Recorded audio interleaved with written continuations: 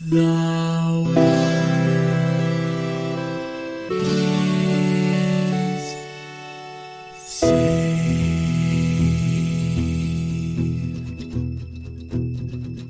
The living room's dark, save for light being cast from the big TV screen and the imminent sunrise that's teasing the one starry sky with whispers of morning. Hey, George. Hey, Lions, how's it going? Dude, so good. So good. I've been playing so many games that we're going to talk about. Almost none of them are video games, though. Ooh. Yeah. Interesting. Yeah. I didn't know we could put not video games in this. It literally occurred to me while driving home from a game day today. Well, man, that might change completely what I was going to talk about. But yeah, let's do this. Let's do our shelling up at the top, and then we can get into it. If you want to support Nostalgia Goggles and Nostalgia Goggles, which, man, my kids, like, they're at that age where they're really working a lot on spelling in school, and I just have to keep reminding them that the English language is terrible, and none of the rules hold up. They're more like suggestions.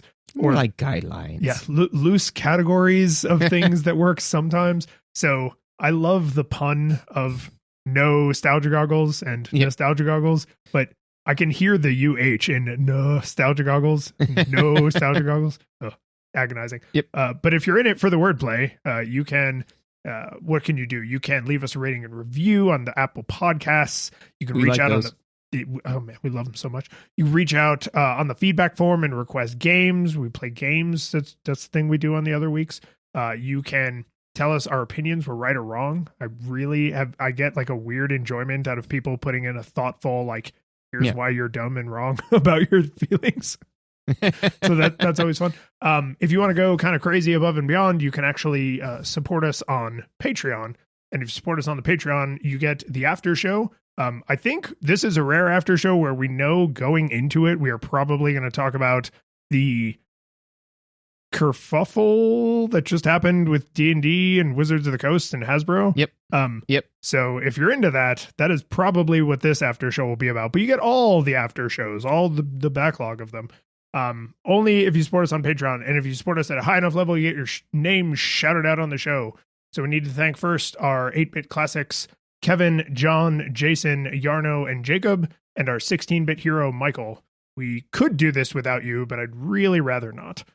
And if you give us $1,000, I will write you a 8-hour D&D adventure, and Lions and I will play it with you. Oh, hell yeah. I mean, oh, dude, that would be terrible. God, I hope no one takes advantage of us. Oh no, I'm giving it away. Oh, no. So we have a mailbag question. This one, I thought this was an interesting question because I don't know. We'll see what you think of my response. So this came in through the Discord. Links for that also all in the show notes and on the website. If either of you could start another podcast about a topic you're passionate about, what would it be about, and why do you think you would be good at talking about this topic? And your thing was? So the thing that broke me on this question is the addendum. Why do you think you would be good at talking about this topic? Because I can think of lots of things I enjoy talking about tremendously at great length, but am I qualified to talk about any of those things? No. Right? Like, I would love to talk about art or music. I would love to go like super deep on certain kinds of like game design mechanics, cooking, philosophy, science, right? Like, there are tons and tons and tons of things, like the nature of fun and humor, like tons of things I would love to just wax philosophical about into a microphone endlessly. But do I feel like equipped to talk about any of those things, like as an authority? Oh man, I don't know. I don't know if I'm an authority to talk about video games. I do, but well, I mean, you had a podcast that you were an authority on. You had a tech podcast. So this is a perfect example of like why I thought the phrasing of this question was so, I think unintentionally, but very like twisting the knife, because what we did on Flipping Tables was two white guys talking about tech news, which I mean, it was super fun. And like, we had a nice little audience, and I think people who listened to it enjoyed like the banter. Right. But like, I'm not an authority on, like, I don't have insider connections into the industry, right? Like people who really make their whole thing like tech news journalism, like there's a whole like behind the scenes part of it that has to go along with that. And then you just get like the published article or the podcast or the YouTube video or whatever. And we never had any of that, right? It was all just our opinions, right? The worst kind of stereotype of a podcast, like two white guys who think they have funny things to say. And some people thought we were funny, and I appreciate those people very much. Some of those people have followed me over here to Nostalgia Goggles, and I appreciate those people very much. But was I an authority? Oh man, I don't know. So that's interesting because, I think you might be dealing with a little bit of imposter syndrome in the sense that, like, there are a lot of authorities that I'm like, I mean, are you though? Are you? You know? Yeah. Like, where somebody's like, oh yeah, I can speak to that. It's like, should you though? So I would probably do two. One of them, and I think I can defend both of these.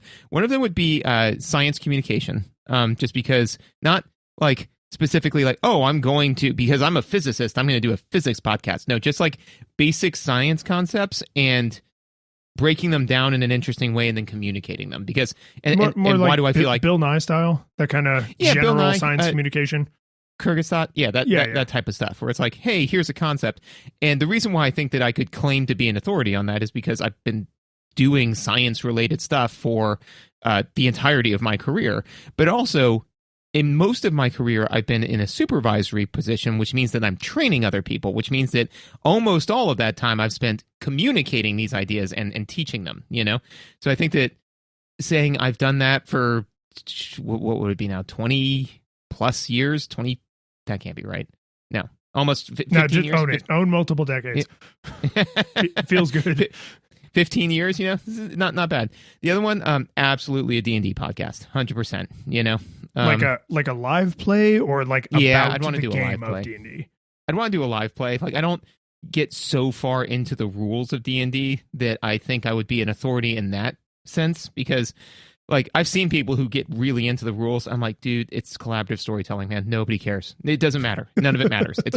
It's all whose line is it anyway, where the rules are made up and the points don't matter, but I think I would enjoy that. And I, the reason why I haven't pushed for something like that is actually something that you said, which was that, I really enjoy playing D&D. And then when you do a podcast, like a live play podcast, it's more about producing a thing. Like you're producing entertainment. You having fun is secondary, right? So I'm like, I don't know if I want to give up 4 hours of my life once a month or once a week to make a business out of a thing that I currently just find pure joy in, Well, and that's the on camera, on mic part. Then there's cutting it, editing it, producing it, right? So like if you I don't do any of that. No, I have people for that. But I mean, if you spend, say, 1-to-1 like prep time to play time, so you spend about 4 hours over a week that you're going to play D&D prepping the adventure, right? And then 4 hours playing the adventure. I don't know, triple that to turn that into a stage play essentially, or a radio drama. And I agree with you. Like that's assuming everything goes well, right? That the adventure is interesting, that the people at the table are all good, because now you have like an ensemble cast. Like the fault points are just like skyrocketing. Oh, absolutely. But the one place where I think I could, the reason why I think I could claim some degree of expertise in that is I did the calculus on this one recently, and I've been playing D&D for 25 years, which is way more than half my life, So, and during that entire time, about 90% of it, I've been the DM, So I'm like, I think I know enough about telling stories through D&D that I could at least write an interesting one. And you always end up with the fun things where, and I'm sure I've shared this with you, but for our audience, where like I wrote like this amazing, like they were going back to this character's old monastery, but he was raised by dwarves, so they were all these big, meaty, pipe-hitting dwarves, And then he, like, I show up, I'm like, the door opens, and you see the stocky dwarf, and he goes like, ah, yes, my old temple where everyone has a Canadian accent. And just, the character just dead-eyed stared at me, and I was like, ah. Oh, hey, it's great that you came back to the temple, eh? Oh, I'm so sorry to have inconvenienced you, eh? And I'm like, and literally, I'm going through a lot of these encounters. I was like, this was so much more intimidating like the other way, but you got a yes and so we're doing this. and I think because I haven't watched a lot of like D&D Let's Plays because it's a big time commitment, right? Like, yeah, if they do a 4-hour session, it's like every session is like watching friggin' extended edition of Lord of the Rings, right? But it's a whole TV series worth of episodes. So, there might be 10, 20, 30 episodes in a season, each 4 hours long. Like, that's bananas. But the ones that I've seen, and certainly the ones that are most popular, it's improv comedy, right? Or improv drama, right? Sometimes they're completely serious. It's not faffy about, right? It's high fantasy. But they're improv from professional actors and voice actors and sometimes comedians with like a varnish of D&D. And I don't mean that they're not playing the game. They are playing the game. It's just all of the professionalism is what makes it like worth watching, like tolerable to watch, right? Because, our inside jokes are hilarious to us. Yeah, exactly. But those would be the two other podcasts I would do. But I like this one. I like this one too. If we do ever need a different, like, if we're just like, all right, we played every video game and we need to shift gears. All of them. Yeah, all of them. I could actually entertain a like science educator podcast because you definitely know considerably more science than I do, which means I could just genuinely let you like audience foil at me, right? Because it's not like you're like, oh, I'm gonna act like a dummy so George can science about science. Like, I don't know, teach me science. Like, I know some science. I could know more science. Well, and I think that what we could have fun doing with that is that we both tend to think relatively quickly on our feet, and it would be fun to if I was like, okay, so basically this is kind of how this works, and you'd say, oh, well, so it's like this insane thing. Well, it's like that insane thing, but here's the way it gets even weirder, where it's just like when when you start moving towards the speed of light can't bend, so the big bully of speed of light gets into a shoving contest with time and wins, and that's weird, but hey, physics. It's God, it's the Star Trek episode of Futurama, like putting too much air in a balloon. Like, that is because I love a metaphor, right? But that's such a distilled example of not just what was hackneyed about that writing, but also like when you have to boil something incredibly sophisticated and complicated down to like terms that a 12-year-old watching Star Trek is going to be able to understand, like putting too much air in a balloon. It's like, oh god, it's such great writing. He seems to be absorbing all of the energy, like putting air into a balloon, and something bad happens. Yes, exactly. And that's the cherry on the like writing dialogue about characters who are talking about television show writing. Right, because then that smashes them back into the universe where Fry is not clever and doesn't understand what's going on and can't come up with a good metaphor. Yep. So what video games did you play, and why should I care? So I'm gonna need you to just drop the video off of there because the only games I've been playing lately are the ones we are playing for nostalgia goggles, and Final Fantasy 14, which is still consuming my life, and just apparently will now for the foreseeable future. One other game that I actually just brought into my heart. Now, okay, children, it's important that I give you this disclaimer up front. Emulators are wrong, and ROMs are bad. Yes, but you can play Tetris on your smartphone. And all of the official Tetris apps somehow are terrible. And so playing an emulated version of a Game Boy Tetris on a smartphone, kind of amazing. It's actually like really great. Don't do it, right? Yeah. This is me telling you about a wonderful thing that you could easily have in your life for a trivial amount of money or even free. And you absolutely should not do it because it's wrong. It's just wrong. Right, exactly. It is something that clearly solves all of your problems and hurts nearly no one, but you shouldn't do it. Yeah, Definitely. Don't do it. Now, let me tell you about all the fun I've been having doing it. So, so as anyone who has listened to probably more than one episode knows, I famously hate smartphone video games. I just mobile games are terrible. I don't like them. Right. There's lots of complicated things about why I think they're terrible. It's not just the touchscreen controls. It's also like the kinds of experiences they put on phones. It's also the ad-based revenue model that I really hate. It's also the interaction doesn't seem right. There's something about like a physical Game Boy with physical buttons that I get like a different energy out of the way I'm interacting with the world than when I'm just like mashing against glass. Tetris, though, is like so low interaction that it actually works pretty fine. And I'm not great at Tetris, so I'm not having to make like super, super fast like turns and things where feeling the physical buttons would actually be really critical if I was playing at like a super high level of skill. If you're just killing time and you don't want to read terrible social media or read depressing world news you can't do anything about, there's a lot of worse ways you could spend your time than on Tetris. Because like it's kind of a thinky game. It's kind of like a hand-eye coordination game. Like it's got jamming little music. It's just nice. Like it's just snackable in a way to me that like when people talk about like, oh yeah, I play this match 3 game on my smartphone, or I play this war simulator, or this town builder, all these things that just seem like utter wastes of time. Like the way those people are, I think, trying to tell me how they feel about those games, I'm like, but Tetris. Yeah, that. But yeah, good. But you could just play Tetris, right? And I think most ridiculously, the reason I decided to pursue this is they're making a movie about Tetris coming to the West because, and I mean, it's going to be dramatized and stuff, but the true story of it is actually pretty bonkers. Tetris was invented by a Russian. Yeah, I was going to say it was in the USSR, right? Right.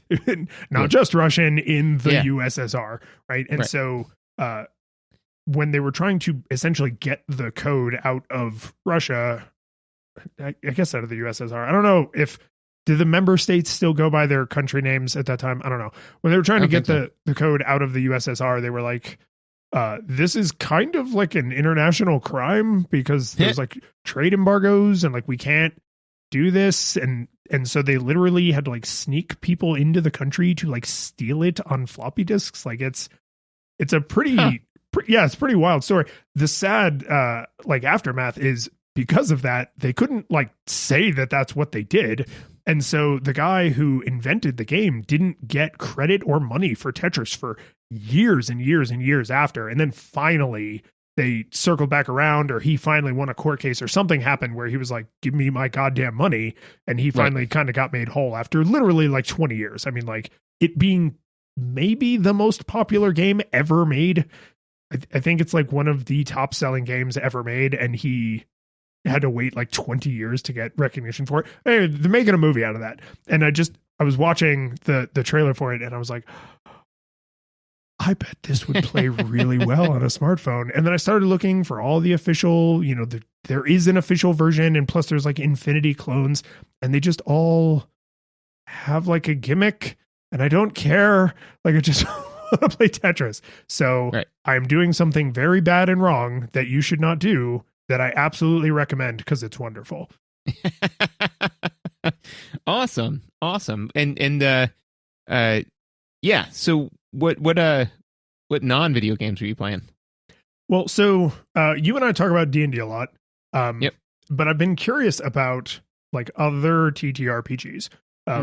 Not for only the Hasbro Wizards of the Coast controversy reasons, but that certainly like threw some fuel onto that fire. So, D&D has its set of rules and it's good at certain things.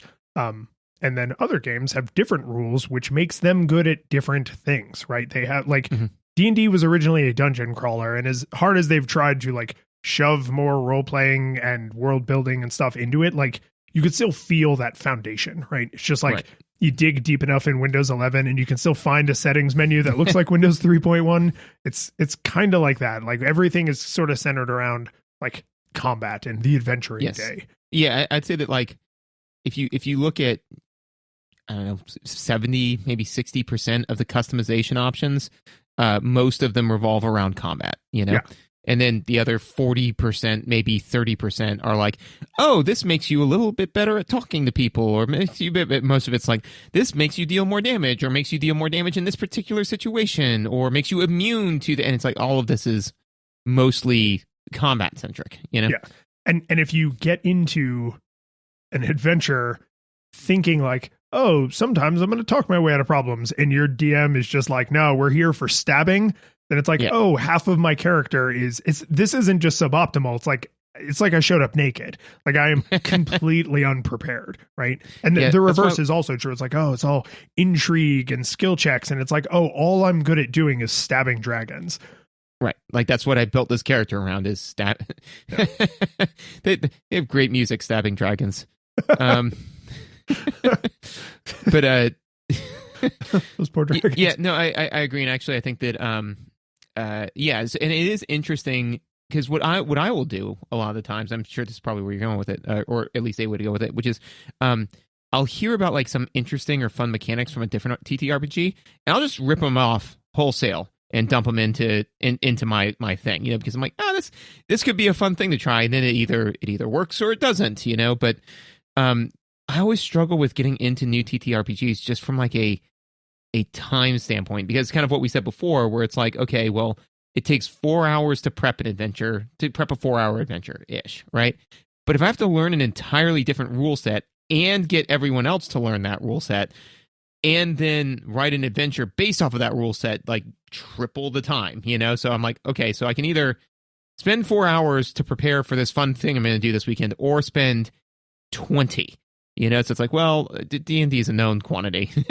Well, and that's like anyone who plays a lot of TTRPGs, like they openly rail against that mindset. And I get it, right? It's surely very frustrating when you're like, oh, all of the air gets sucked out of the room by D&D. So all of the investment, all of the storefronts, all of the marketing, all of the time the humans put into like, well, what game am I going to play? And it's like, well, we'll just order pizza because everybody eats cheese pizza. Like, is this the ideal meal for everybody in all situations? No, but everyone will eat it, right? And so that's I get why that's frustrating, because we actually ran into this.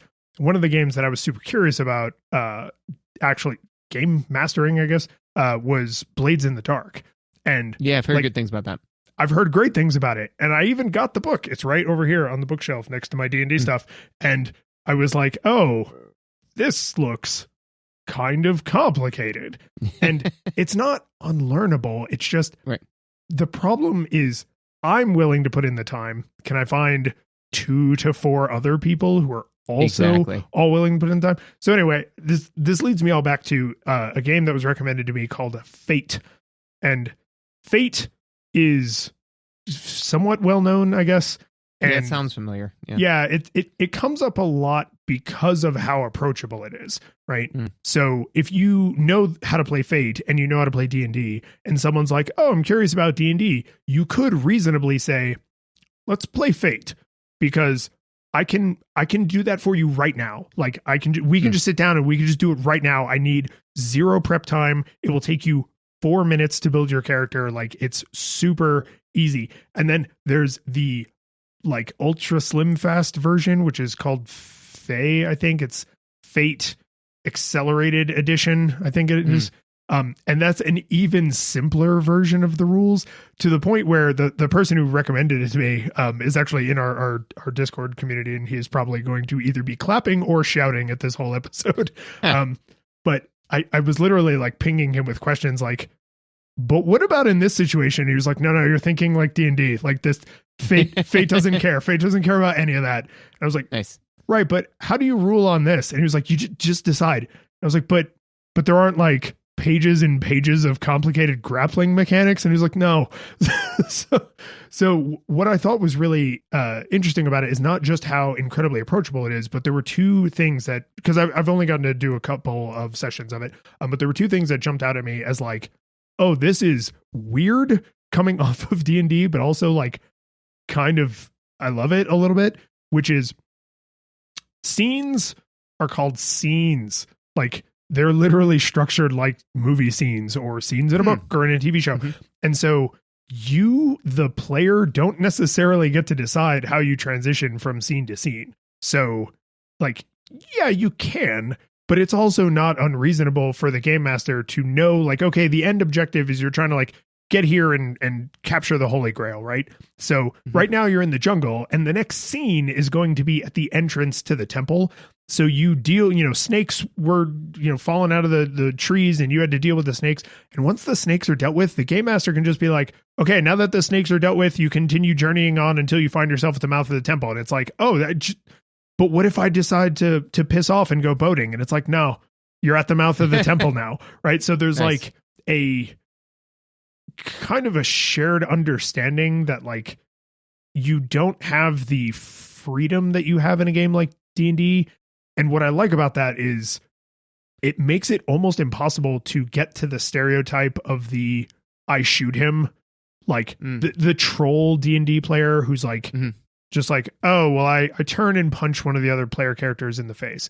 It's like, no, we're all here to rescue the Holy Grail. You can only do things that are in service of you rescuing the Holy Grail. So interesting. Like if you, and I mean, I'm making it sound a little bit more rigid than it is, but it's having guardrails at all compared to D&D, which is just like, do whatever the hell you want. Like, it's just nice to have like a little bit of structure.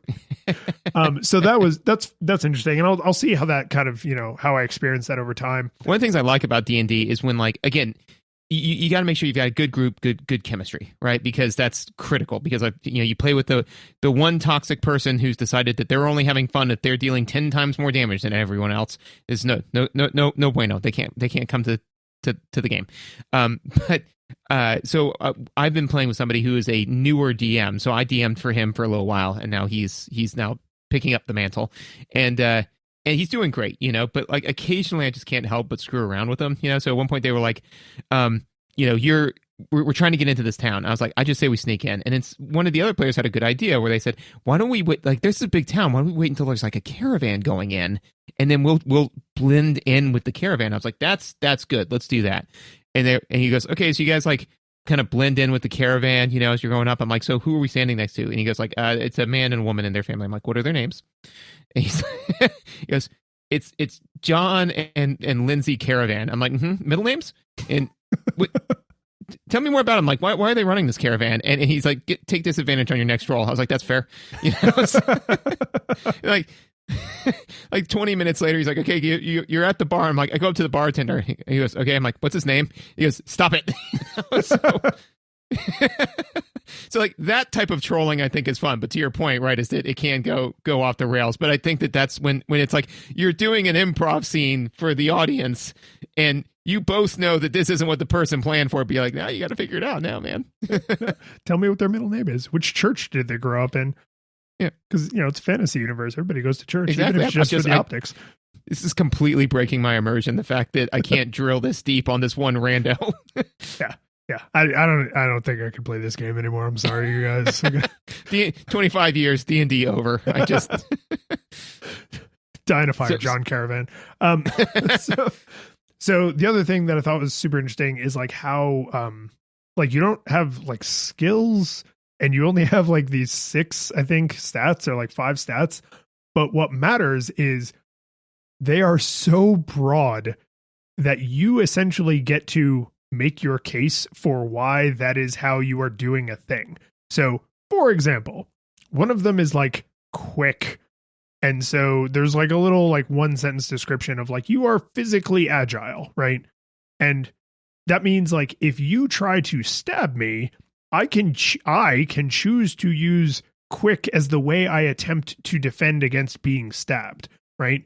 But if I'm just super tough and you try to punch me, even if I could dodge your punch, I can choose to just be like, I just lean into it, and like, because you're not strong enough to cause me damage. So like, if you're like toughness, and that's not the right name. This is the point where someone's yelling into their their headphones. But if I choose to use like whatever skill I want to use, like I essentially have to make a case for like, this is why I can use this skill to do this attack, do this thing I'm attempting to do to defend against this attack that I'm attempting to defend against, or complete this puzzle or this, skill check, for lack of a better term.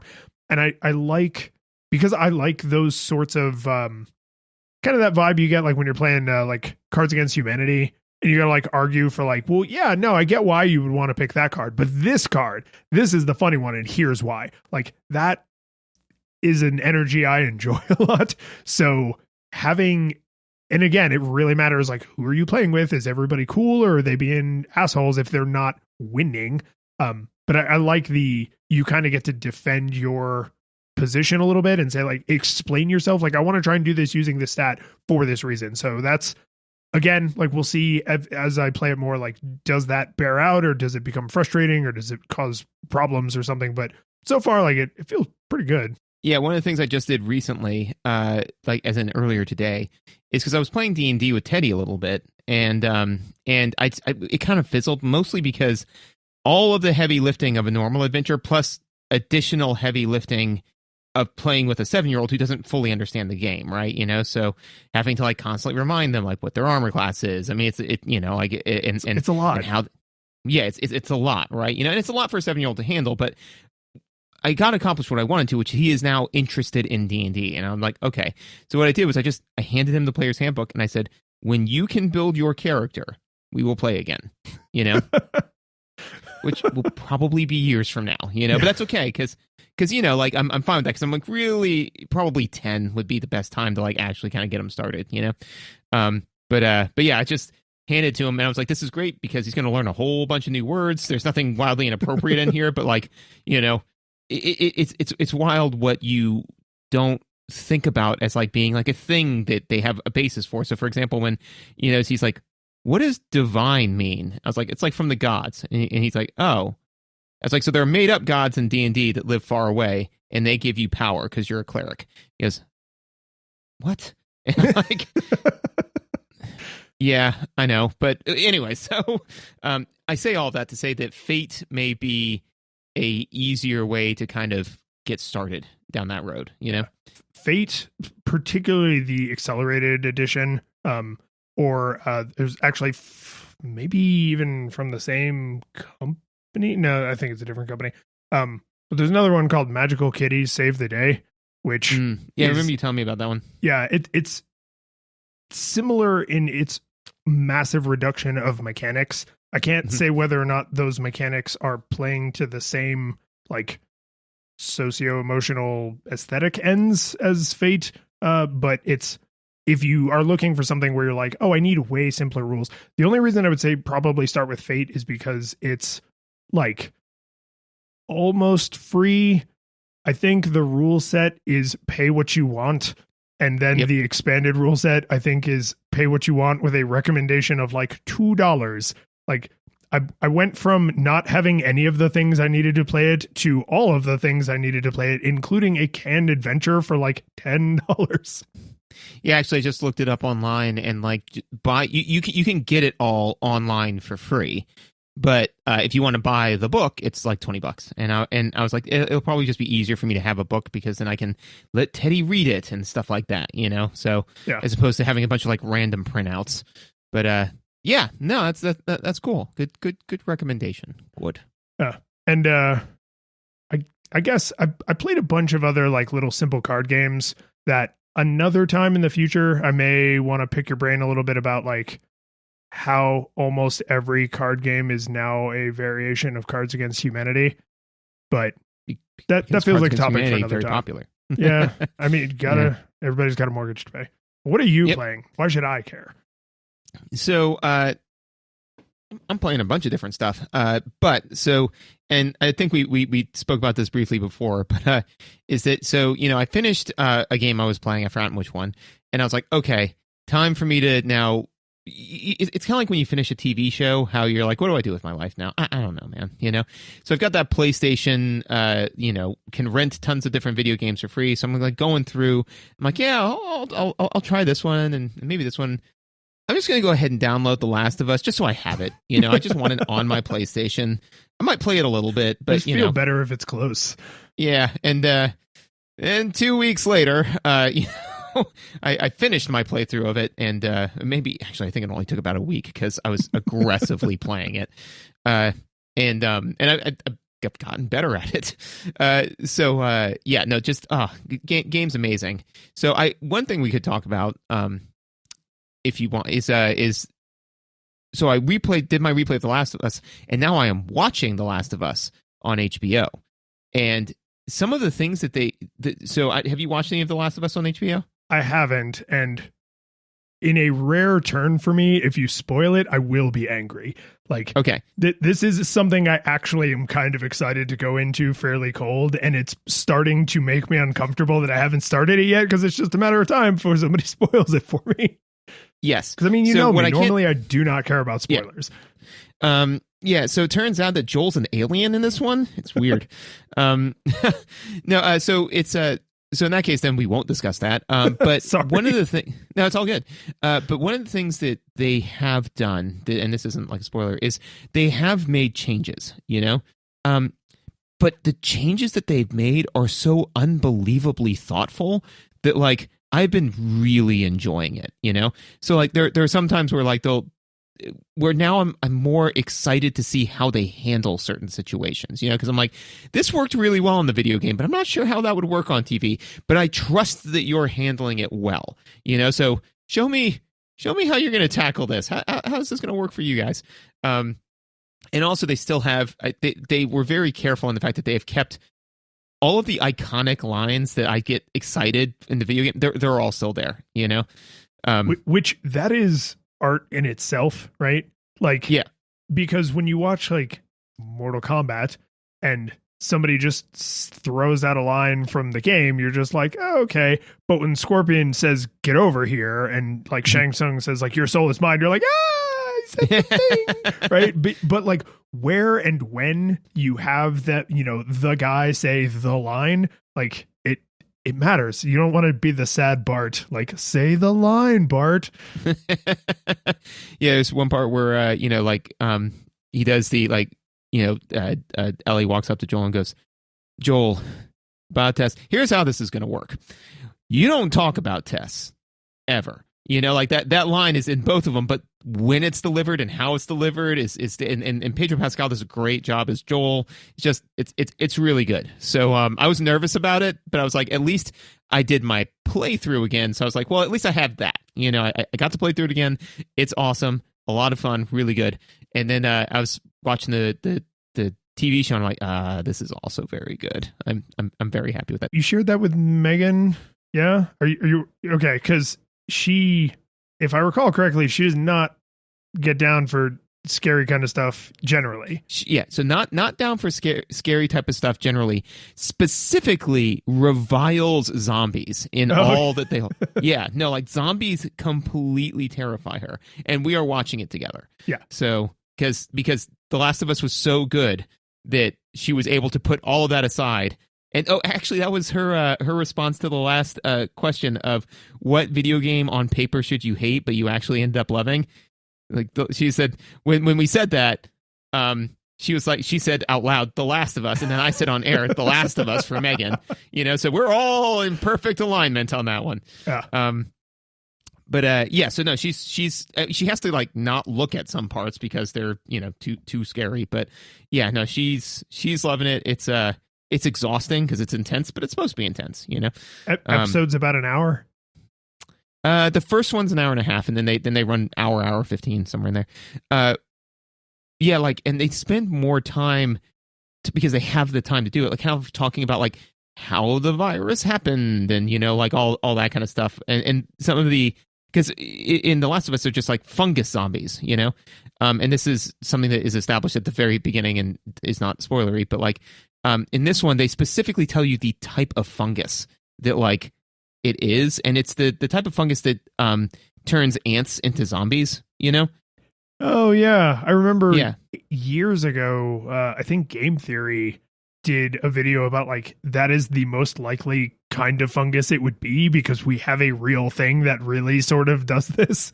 Yes. Yeah, and it's funny because and this is in the first 2 minutes is that it starts with like a video, a TV show from like the 1960s of people just like talking about like pandemics and stuff. And the one guy says, yeah, like fungus, like is the thing we should all be worried about. And they're like, fungus, it's silly. He goes like, look, there's a fungus that turns ants into zombies. And they're like, but that can't exist in humans. He goes, that is correct. As it stands presently, there is absolutely no evolutionary driver for it to be able to stay alive in at our body temperature. But if hypothetically the world were to get a few degrees warmer, and I was like, that's awesome, right? Because like it's from the 1960s, right? So global warming wasn't a big thing yet. But he just throws it out there as a hypothetical. I was like, oh, damn it. Oh no. Uh-oh. Epic foreshadowing. So yeah, it's really good. Is it crap? I think it's the opening to the film version of I Am Legend where it's a woman on a talk show and she's talking about like the new therapy they've invented, and the interviewer says, because she's being like very cagey and trying, like she's obviously beaming, right? But she's like trying not to pat herself too hard on the back.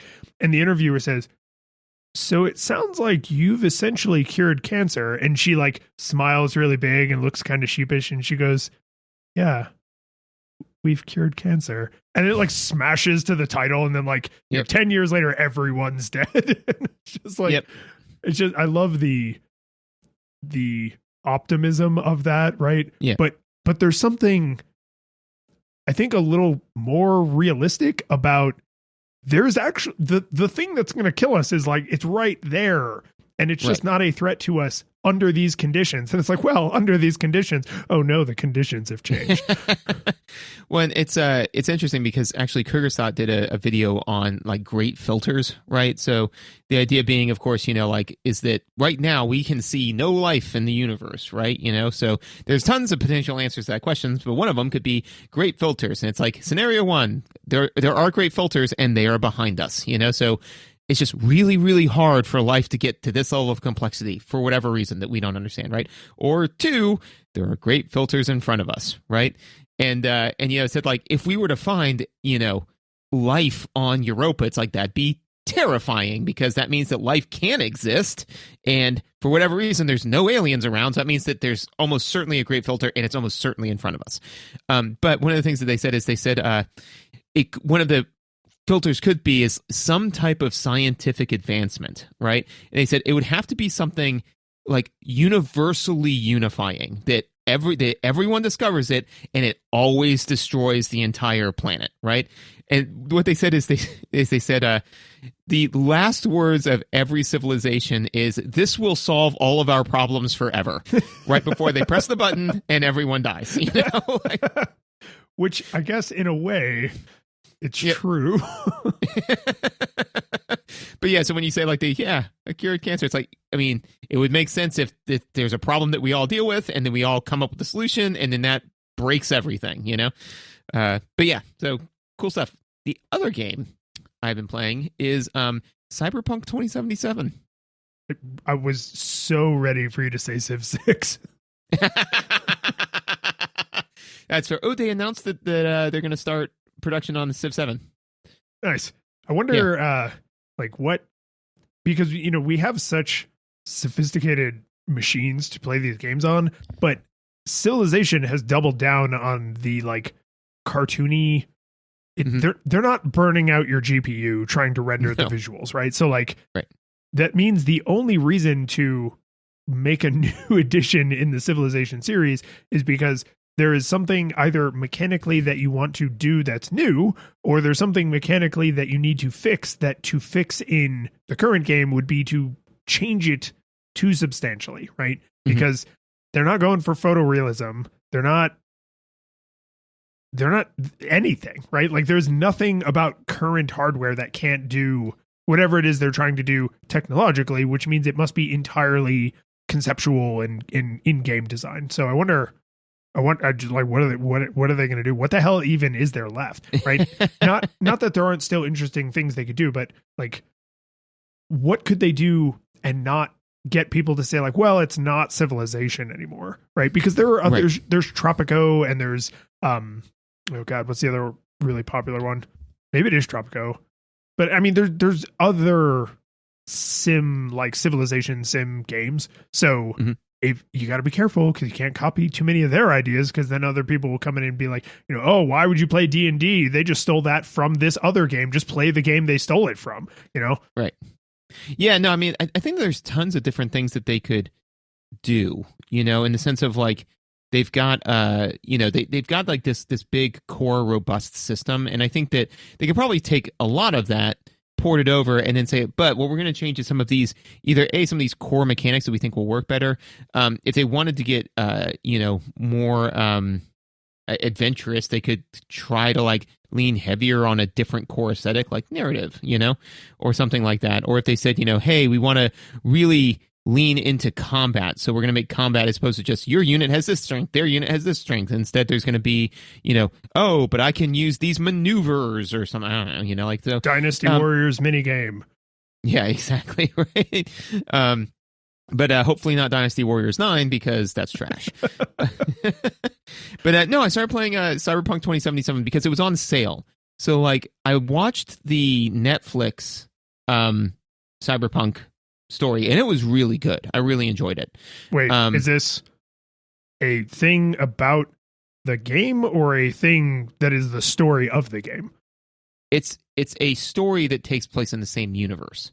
Okay. So fantasy narrative, not documentary. Correct. Got it.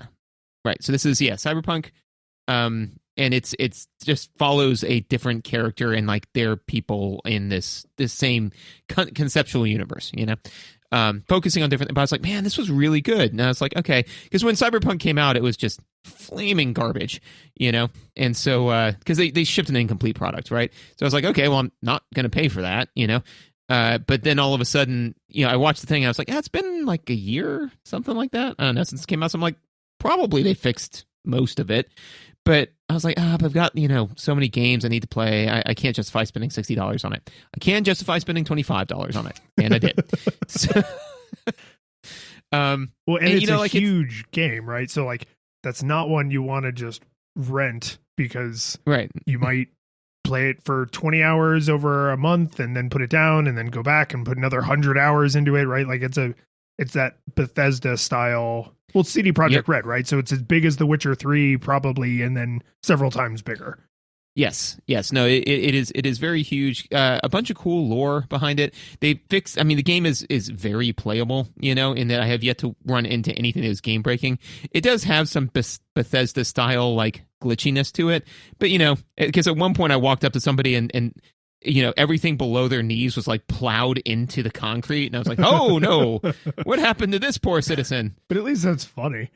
Yeah, right. And I just pulled out my gun. I was like, I'm going to put them out of their misery. I'm just going to do it. And then like, I looked around and there were like some cops like 100 yards off. I'm like, I can't take the heat right now. No, it's fine. They'll just live like this, And I'm so sorry, friend. I'm sorry. I'm so very, it's a fixed point in time. It's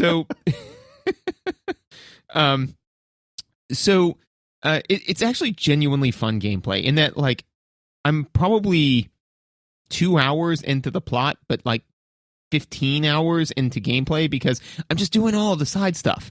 And it's cool because like, you'll go do side stuff. And if you don't complete the optional tasks, the fixer, the person who like gave you the job will kind of chide you about it a little bit. So at one point I just went in and I was like, they were like, get in and plant this device optionally sneakily. And I was like, I'm going to do it optionally sneakily. I didn't do it optionally sneakily. I did try. I tried real hard to be the shepherd, but I wasn't. Somebody saw me and I was like, well, I'm in it now. So I ended a lot of lives. And so then I jump out and she goes, your character's name V. She goes, V, I'm wiring you the money, but that was sloppy work. Like, you got, I was like, yeah, it was, pay me. You shouldn't have said optional. Yep, yeah. When you said optional, I heard nothing because right when you said optional, I blacked out on everything else you said. So it's genuinely fun gameplay. I'm really enjoying that. One of the other things it does is it lets you play the game really quickly. So basically, it just drops you in the world and it says, go play, Now, it doesn't give you guns or any of those mechanics right off the bat. Like, that takes maybe about 20 minutes to get that. But you go, you talk to people, you learn about the world, and then within the first 15, 20 minutes, they're like, here's your gun, here's all this sort of stuff, go, here's the whole city, go do whatever you want, Which I really appreciate, because I don't like it when they're like, oh, man, you get to play the game, eventually. After you listen to us go on forever about everything, you're like, oh, my God, I can't care about this yet because I want to see how these mechanics work. The two other things is that one is they do a great job building the universe. There is sometimes so much invented slang that I am struggling to understand what they're saying, English, motherfucker, do you speak it? Exactly, because they're like, oh yeah, Corpo's got the flathead down there in 26, and I'm like, what did you just say? I'm like, okay, Corpos are bad. That's not okay. And then the flathead. Oh, that was the thing I picked up before. Okay, I'm with you now. I'm getting there. It's like every single person is doing like Dick Van Dyke's interpretation of a rhyming Cockney accent. Just like, so it's not even consistent person to person. You're like, even documenting this won't save me. And the final thing is, so, you can get a car and you can drive around, right? And you can get cooler cars. I have engaged in that mechanic not at all. I go everywhere on foot because when I go places on foot, you can find people who are, one of the cool things is you get like an ocular implant that allows you to hit R1 to scan people and get information about them, right? And when you scan people that are like part of a gang, they're wanted by the police. And all bounties are dead or alive, right? Every crime is a capital crime. Man, it just says wanted in Night City, and that's all I needed to hear, so...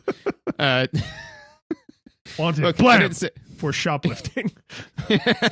Take that, shoplifter. That'll learn you. I mean, it won't, because your brains are all over the place, but, I bet you won't do it again. So anyway, so I go everywhere on foot, because when you go places on foot, you're more likely to run into... gang members, and when you run into gang members, you can kill them and take their stuff.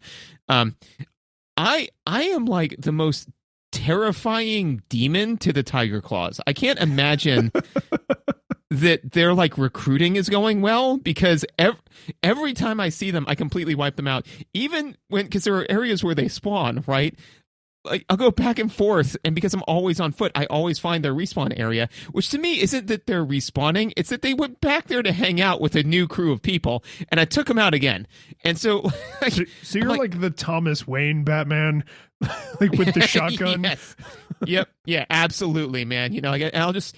And so the thing is that, like, you'll, if you accidentally... If you hurt civilians, right, then the police come after you, so like there's all these like different little mechanics that you can do, but what I'll normally do is go in, fire off a couple of rounds, which means all the civilians will run away, and then I just throw grenades into the area until people stop shooting at me.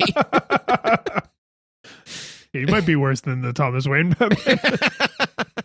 I'm like I don't know if I'm a solution, but I'm definitely part of the problem, So yeah, you're more like the Martha Wayne Joker. So, anyways, but genuinely having a ton of fun. Although the one other thing I'll say about it is at one point I got so sidetracked with side quests, right, that I eventually was like, all right, I got to do the main quest at some point. So I went there, and there was an optional thing where it's like, talk to this other person. I'm like, oh, okay. So I'm like trying to like buy something off of somebody, but it says talk to this other person. I've forgotten what I'm doing, so I'll just go talk to them. And so I walk on, and I'm like, hey, I'm that guy that we were talking about, the thing, the job, you know me? And immediately one of her goons like grabs me and like throws me against the thing and like puts a gun to my head. I'm like, man, I really should have reread the scope of what it was I was trying to do here. This has gone sideways pretty fast. I don't know if I'm betraying somebody that I shouldn't be betraying, because she was like, tell me who sent you. I'm like, I don't know if I should be telling you this, but I feel like you're going to shoot me if I don't. So that's going to be a later George problem. Right now, George needs to deal with this. Okay, so important meta question. when you find yourself in a situation like that, you just let those cards ride? Like, are you ever tempted to save scum, or are you just like, this is the life I've created for myself? Oh yeah, absolutely. This is the life I've created for myself. Good, Yeah. good. Yeah, I think in a game like this, that's pretty important. Yeah. Because I mean, like, occasionally I will save scum if like if I go to, like, for instance, if I go to pick off some tiger claws and things go horrifyingly sideways to where I burned a ton of resources and I was like, that wasn't nice, and it took like 2 minutes, and maybe I'll go back, and because like the game doesn't care narratively whether or not I killed those guys. I'm like, yeah, that wasn't fun. But that's pretty few and far between. Outside of that, it's like, yeah, man, if I screw up or shoot somebody that I wasn't meant to shoot, and at one point towards the very beginning, because you have like a fixer who's the person who gets you in contact with them, and so then you go to talk to the person who has the job, and she's like, yeah, maybe just cut the fixer out, maybe don't worry about him. And I was like, what kind of person do I want to be on this one? I'm like, this is my first playthrough, I'm gonna do it honorable. I'm like, nah, man, I'm not gonna screw him over, that's a bad idea. And she's like, hey man, your call. And so I go back to him, and he goes, hey, anything else you need to tell me about this woman?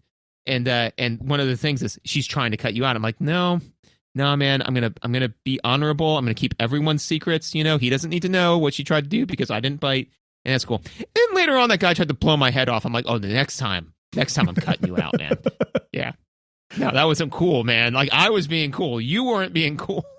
You know, I don't think this ever occurred to me before, but I just realized that when you play a narrative-driven game like Cyberpunk 2077, like a Bethesda game, like the Fallout games, which are now also Fallout, Bethesda Skyrim, games, yep. right? But like when you play through and you're a good guy, and then you play through and you do the evil playthrough, you have a weird foreknowledge about the universe that grossly equips you to be a sociopath, right? Oh, absolutely, yeah. Because it's like, oh, I know exactly how this person is going to respond in this situation, so I came prepared for it, right? It's like you are, because a lot of the times, and it's not that game dev's fault, it's just, it's so much video game, but like a lot of the times, the difference between be the good guy and be the bad guy is like kill them or save them, right? It's not a huge spiraling difference. And when it is a huge spiraling difference, that's always fun and exciting, because it's like, oh, this whole town, you don't even get to go here if you do the evil playthrough or if you do the good playthrough, because like they're dead, or they don't let you in. Like the city of Megaton, you know, where you can just blow up the nuclear wipe weapon, it off the map. Yeah. It's just gone, right? Gone now. And any quests and any items or anything, just gone.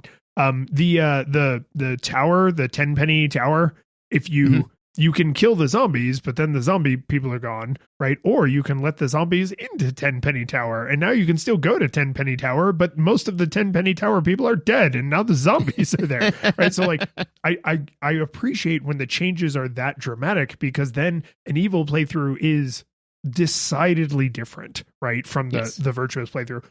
I will be very curious to hear from you about like your continued experience with this game, because you will drop it like it's hot, right? Like you guiltlessly and remorselessly quit things that are no longer serving you, which I think is awesome, right? A lot of people, myself included, right? Like, oh man, I gotta read to the end of this book or watch to the end of this show or whatever. When I've long since come to terms with the fact that I'm not enjoying myself. Like, I use the Marie Kondo approach. This no longer sparks joy. Yes, and I think particularly with entertainment, you can be pretty ruthless, right? It's not your marriage. It's not your job. Like, I'm not like taking my 4-year-old, putting them outside and saying, this no longer sparks joy. You know, like, into the trash can you go. Yeah. So like, I think that's actually a fairly healthy mindset, generally speaking, because it's entertainment. It's supposed to be entertaining.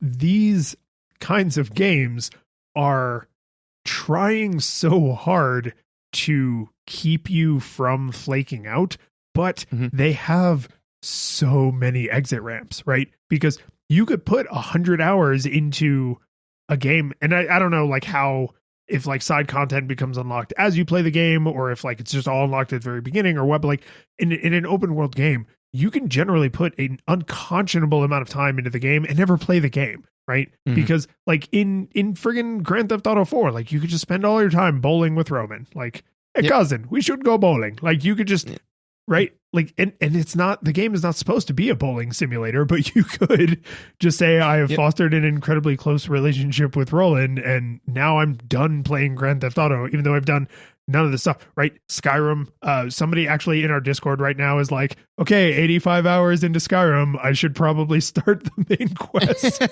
right? Because those games just afford you that opportunity. And so because you are already primed for like just being done whenever you decide you're done, and these games are so easy to just decide when you are done, like I kind of wonder, will you get halfway through the story, all the way through the story, 0% of the way through the story? Like how much of the game will you have experienced in hours versus how much will you have experienced in like hours on the main story?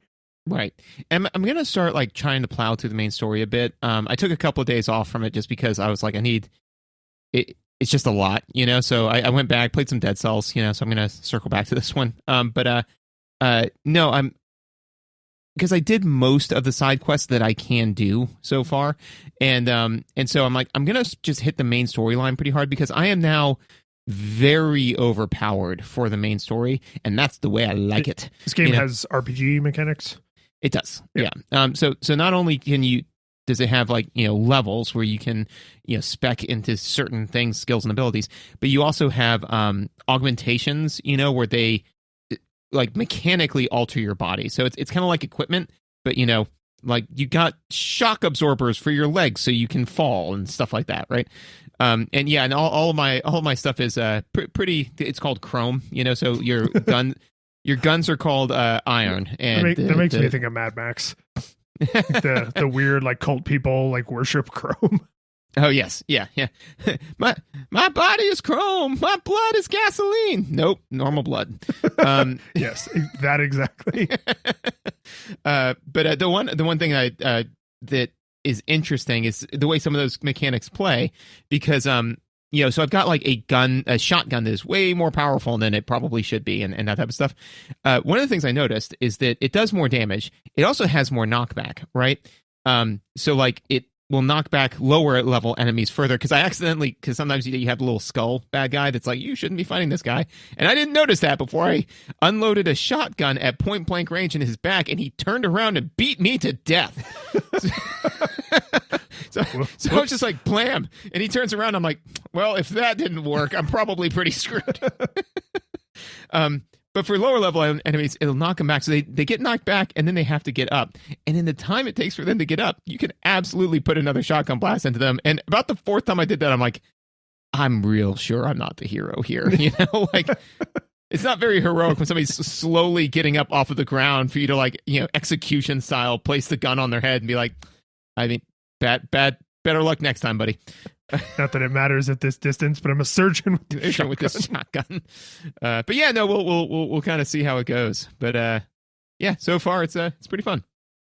I think I'm going to take a page from the George Carlin Back in Town album, where he says, I have no ending for this bit, so I take a small bow.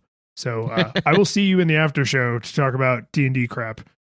Sounds good to me. The curtain falls, the music plays, the credits roll, then it all fades to black, and you're left by yourself.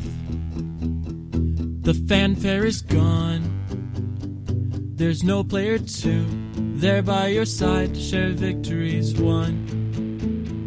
But as you slowly progress down the hall to your bed, a few great events leak back into your head from the time that you spent traversing the land, battling evil, fighting the darkness, just sword in hand. Your memories creep in with the edge of a smile. You realize again what you lost for a while. You're gonna think back much less on how you saved the day.